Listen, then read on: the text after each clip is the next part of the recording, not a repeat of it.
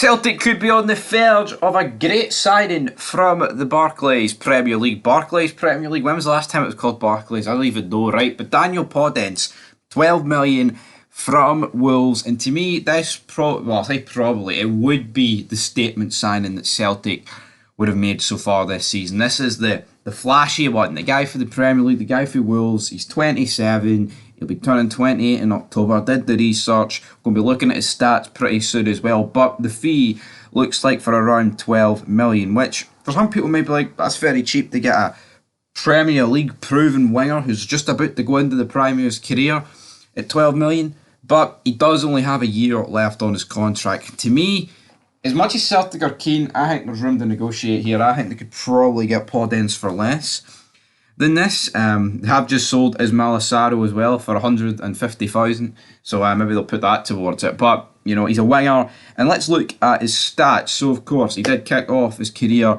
in the B team for Sporting Lisbon. Nothing mental to write home about. 9 goals in 79 games for the B team. Then he played for Sporting, but guess what? He got no goals for them. He made a total of 40 appearances for Sporting Lisbon and didn't get 1 goal. I mean, that's across all competitions. That's not exactly spectacular for big Daniel Podence. He did spend the season on loan at Morense. I don't know how you pronounce him. He did though grab a decent return. He played 18 games in total and got 4 goals. Now this isn't including assists, so you know, maybe when he played for Sporting Lisbon he actually grabbed himself like 20 assists. I'm not too sure, but we're talking about goals. He then went to the Greek league. He played for Olympiacos, and he played a total of 68 games, scoring 13 goals, which I think for a winger, I mean, it's not blowing away, but anything better, like anyone expecting like 30 goals, I mean, that's like a striker level, you know, and this guy's a winger at the end of the day. But then he got his big move to Wolves, where he has actually spent 4 seasons on loan. 4 seasons already at Wolves, and his most prolific season, at least in the Premier League, was the last season where he scored 6 goals in 32 appearances. Now he has wrapped up 91 appearances in the Premier League, almost in that 100 club, but obviously if he moves to Celtic he's probably not going to do that. Well, I guess he could get a move later on in time back to the Premier League, but we'll never know. But you know, 91 appearances, 12 goals overall in the Premier League.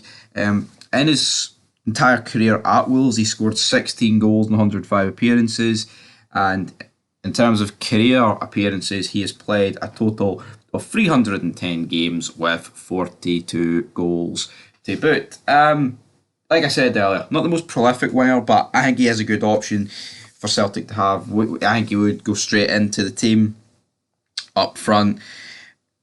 Now, who does he go in for? He is a left winger, of course, so that would, you know, most likely signal Maida. But I guess Maida and Abada, they can realistically play off either wing. And, you know, Maida, as good as his pressing game is, I think you've seen against Aberdeen, he is not that good in front of goal. I mean, we've all knew this for a while, but he's not. Podence would be better in front of goal. Like I said, though, not the most prolific winger, but I think for 12 million...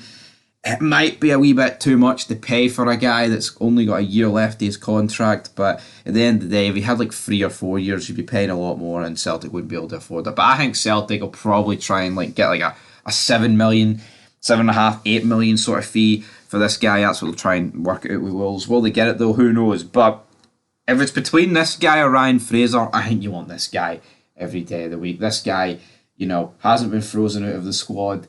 Actually, I'd say that this guy is better than Ryan Fraser, and it's not because, he's Portuguese and he's played for Olympiacos, Sporting Wolves. Well, Ryan Fraser's, you know, played for Newcastle and they were relegation fodder. No, I would go out on a limb to say that Daniel Podence is better than the midget man, Ryan Fraser. But anyway, guys, that's where this video is going to leave you. Do you think his stats are impressive enough for Celtic to splash the Mule on him?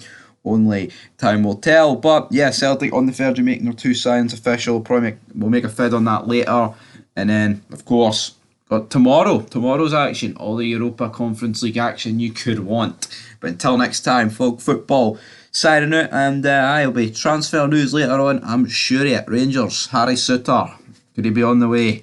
We'll have to wait and see. But until next time, peace.